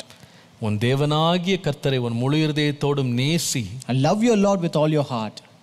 உன்னுடைய வாழ்க்கையிலே அவருடைய கற்பனைகளை கைக்கொள். And keep and follow the law of the Lord in your life. கர்த்தருடைய பரிசுத்த நாமத்திற்கு மகிமை உண்டாவதாக. Glory be to the holy name of God. கர்த்தருக்கு பயந்து வாழு. And fear the Lord and live. கர்த்தர் நீடித்த ஆயுசை தருவார். The Lord will give you a long life. நாவை காத்துக்கொண்டால் நல்ல வாழ்வை தருவார். When you guard your tongue, the Lord will give you a good life. எல்லாவற்றுக்கும் மேலாக And above all, அவர் வல்லவர் என்று விளங்க பண்ணும்படி தேவன் நமக்கு ஒரு கனியுள்ள வாழ்க்கையும் தருவார். the Lord will give a fruitful life to us to reveal that He is powerful. கர்த்தர் நம்முடைய ஆயுசு நாட்களை பிரயோஜனமுள்ளதாய் மாற்றுவார். May the Lord make use of our life. கர்த்தருடைய நாமத்திற்கு மகிமை உண்டாவதாக. Glory be to the name of the Lord.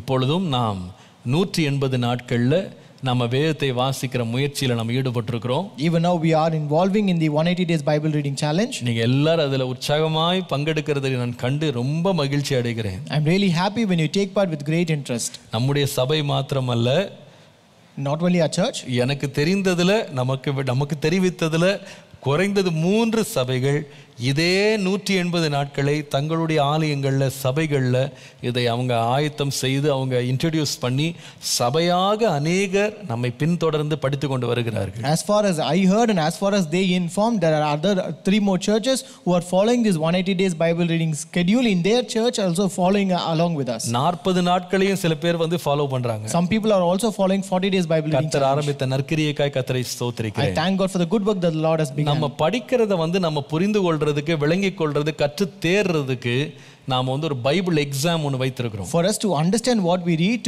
to also become known and familiar with what we read, we are conducting a Bible exam. நம்ம வாசிக்கிறதுனாலையும் கற்றுக்கொள்றோம். We also learn because of reading. பிரசங்கம் கேட்கறதுனாலையும் கற்றுக்கொள்றோம். We also learn by hearing the sermons. ஒரு பரீட்சை எழுதுறதுனாலே நிறைய கற்றுக்கொள்றோம். And we will also learn much by writing an exam. ஆகவே நீங்க பரீட்சை ஒரு போட்டியா நீங்க நினைக்காம அதுவும் ஒரு கற்றுக்கொள்ளுகிற அனுபவம் என்று நீங்க எடுத்துக்கொள்ளுங்க. So don't consider this exam to be a competition, but consider it as an experience of learning. அதிக பிரயாசத்தோடு இந்த பரீட்சையை, வேதாகம பரீட்சையை நம்ம ஆயத்தம் பண்ணி இருக்கிறோம். We have prepared this Bible quiz with much efforts.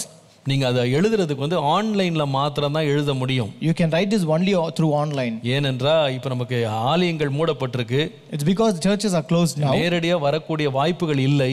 There is no chances for you to come in person here. இன்னொன்று, அநேகர் நீங்கள் தூர தேசங்களிலே இருந்து இதை கவனிக்கிறீங்க. And also there are people who listen to us from very far countries. எல்லாருக்கும் பிரயோஜனம் உண்டாகும்படி இதை ஆன்லைன்ல வெளியிடுகிறோம். So we just release it in online that it might be useful to everyone. நீங்க திரையில பார்க்கிற www.biblequizinternational.com அப்படின்ற வெப்சைட்டுக்கு போங்க.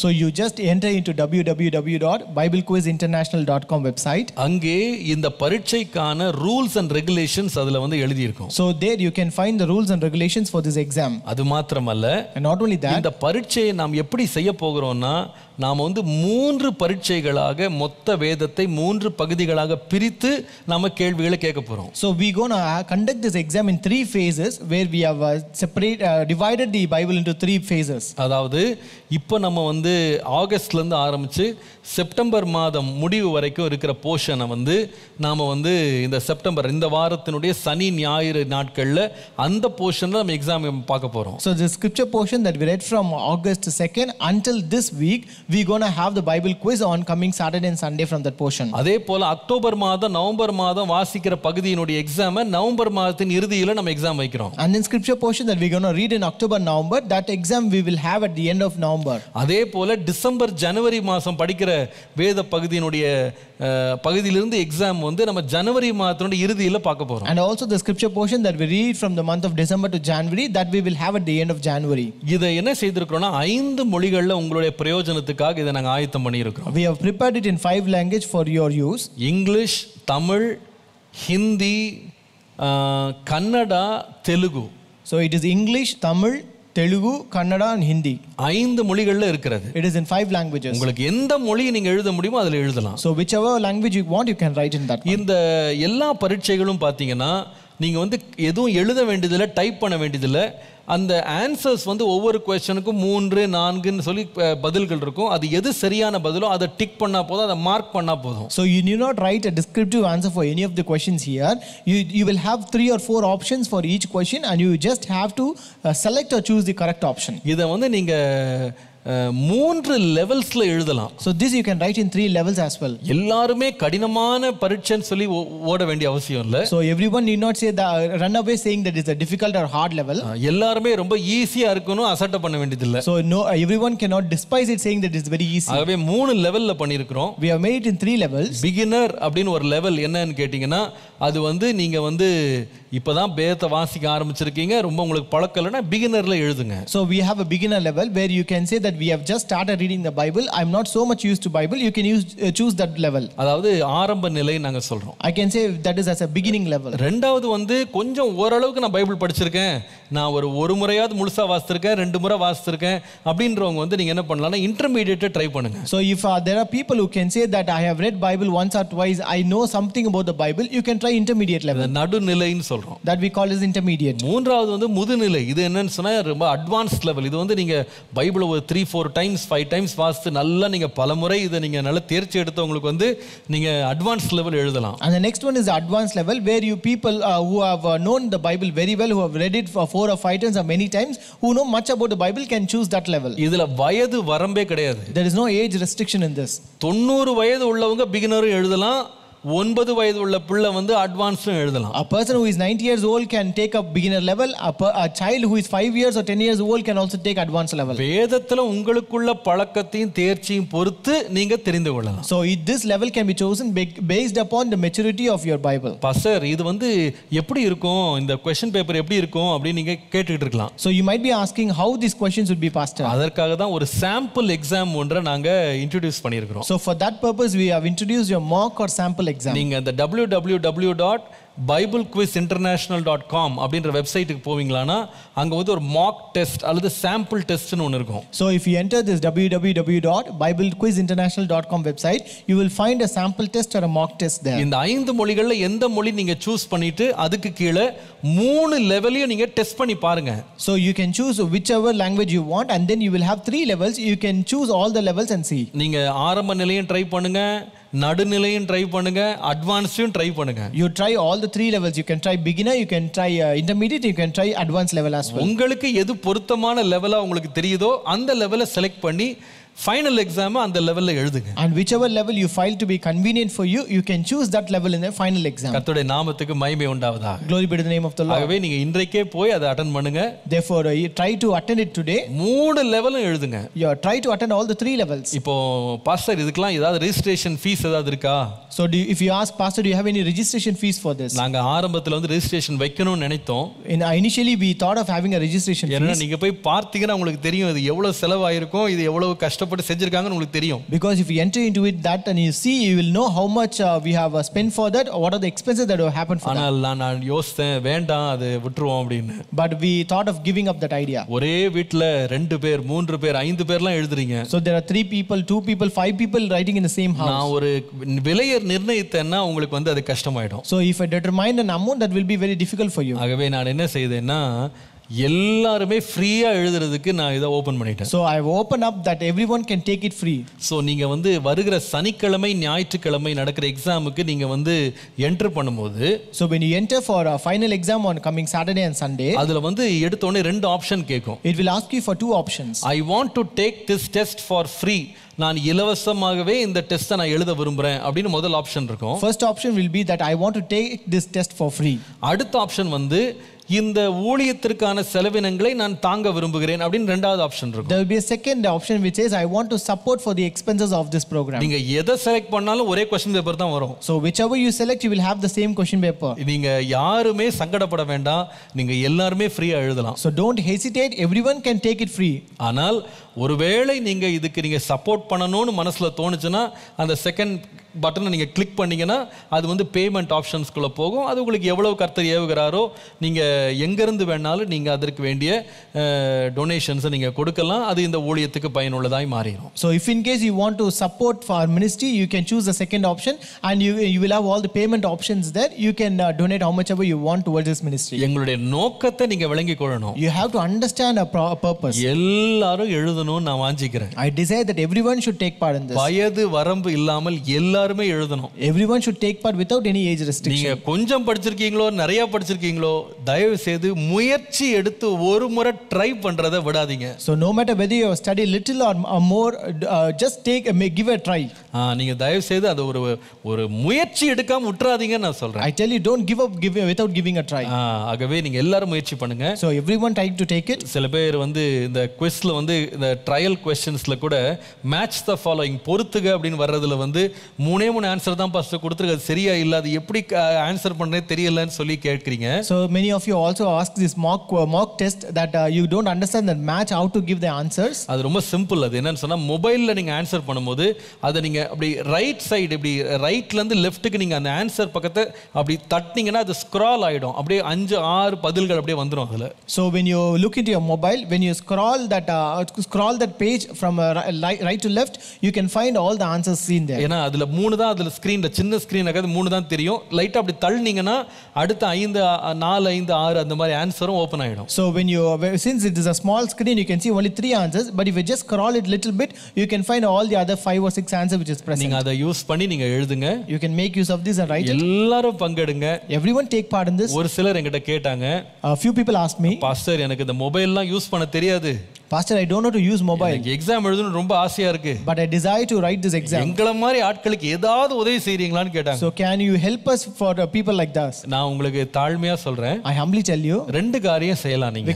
you can do 2 things. ஒன்று, either உங்க வீட்ல இருக்கிற யாராவது இளம் வாலிபர்கள் இருப்பாங்களானா அவங்கள்ட்ட வந்து கொஞ்சம் உதவி கேட்டு அவங்க மொபைல்ல இருந்து அவங்க கேள்வியை வந்து சொல்ல சொல்லி நீங்க ஆன்சரை வந்து அவங்களே மார்க் பண்ண சொல்லி சப்மிட் பண்ண சொல்லுங்க. So if you have any young people at your home, you can just ask them to open it, and you can ask them to read out your question and answer and ask them to submit. அவர்களே உங்களுக்கு உதவி செய்யறதுக்கு நீங்க உங்களுக்கு help கேளுங்க. You can seek their help to help you. உதாரணமாக யாருமே உங்களுக்கு இல்லன்னு வெச்சுக்கிடுங்களேன். If in case there is no one at home for you, Avadi சபையில இருக்கவங்களுக்கு மட்டும் ஒரு சின்ன உதவி நான் செய்றேன். I can do a small help to people who are in Avadi church. நீங்க வந்து இந்த வாரம் சனிக்கிழமை காலையில் 9 மணிலேருந்து சாயங்காலம் 5 மணி வரைக்கும் எனக்கு எழுதணும்னு ஆசை, எனக்கு உதவி செய்யறதுக்கு யாரும் இல்லைன்னா நீங்கள் ஆலயத்துக்கு வாங்க, நான் இங்குள்ள வாலிபர்களை நான் வர வச்சு கொஞ்சம் உங்களுக்கு உதவி செய்யறதுக்கு நான் ஹெல்ப் பண்ணுறேன். So if you say that I don't have anyone to help at home, you can come from 9 a.m. to 5 p.m. on coming Saturday to our church, so that I will make our young people to help you. ஆகவே நீங்கள் எல்லாரும் எழுதணும்னு நான் விரும்புகிறேன்.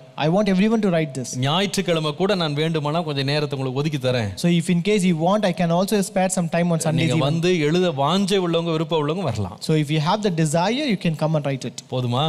Is it enough? இதற்கு மேல ஏதாவது உதவி வேணும்னா நீங்க தயவு செய்து அந்த வெப்சைட்ல ஒரு நம்பர் இருக்கு, அந்த நம்பருக்கு தயவு செய்து ஒரு மெசேஜ் அனுப்புங்க. If in case you want any more help or inquiries, you have a mobile number in the website, you can send a message to that number. Praveen அந்த நம்பர் சொல்லுப்பா. அந்த நம்பர் என்ன?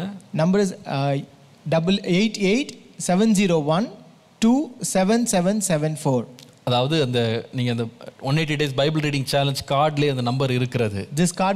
This number is present in the card that is given to you. சொல்லுங்க, திரும்ப சொல்லுங்க.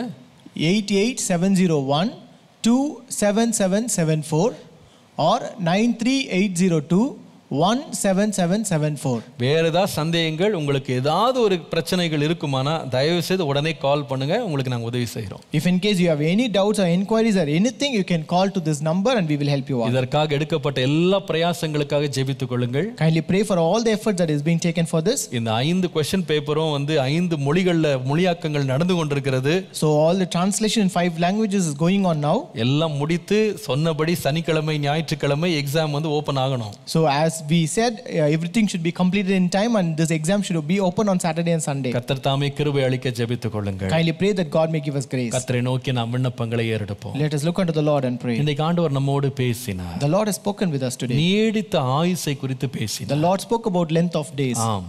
Yes. ஆண்டவரே, எனக்கு தீர்க்காயுசை தாரும். Lord, give me a long life, Lord. உம்மை நான் நேசிக்கிறேன்.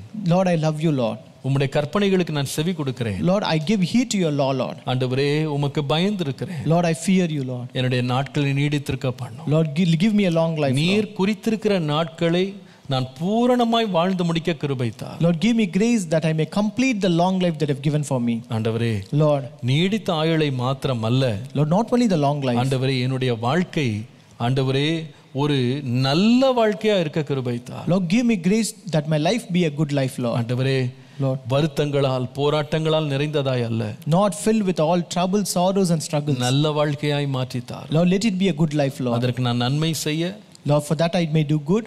ஆண்டவரே அதற்காக நான் என் நாவை காத்துக்கொள்ள எனக்கு கிருபை தார். Give me grace to guard my tongue, Lord. ஆண்டவரே Lord, என்னுடைய வாழ்க்கை ஒரு நீடித்த ஆயுசாய் மாத்திரம் அல்ல, ஒரு கனி நிறைந்த ஒரு புஷ்டி உள்ள வாழ்க்கையாய் மாற்றும். Lord, not only as a long life and good life, Lord, let my life become a fruitful life, Lord. என் முதிர் வயதிலேயும் கனி கொடுக்க கிருபை தார். Lord, give me grace to bear fruit even in my old age. எங்களை ஆசீர்வதியும் வழி நடத்தும். Bless us and lead us, Lord. இயேசுவின் நாமத்தில் பிதாவே. In Jesus' name we pray. Amen. Amen. Amen. Amen. Praise the Lord. God bless you. God be with you. இன்றைக்கு நாம் வாசிக்க வேண்டிய வேத பகுதி யோவான் எழுதின சுவிசேஷம் 7ஆம் அதிகாரம் முதல் 16ஆம் அதிகாரம் வரைக்கும் இன்றைக்கு நாம் வாசிக்க போகிறோம். Today's scripture portion is from the Gospel according to John, chapter 7 to chapter 16. கர்த்தர் தாமே இந்த வேத வாசிப்பை ஆசீர்வதித்து தருவாராக. May God bless this Bible reading. இந்த நாளை பிரயோஜனமுள்ள நாளாய் மாற்றி தருவாராக. May the Lord make this day a useful day. Amen. Amen.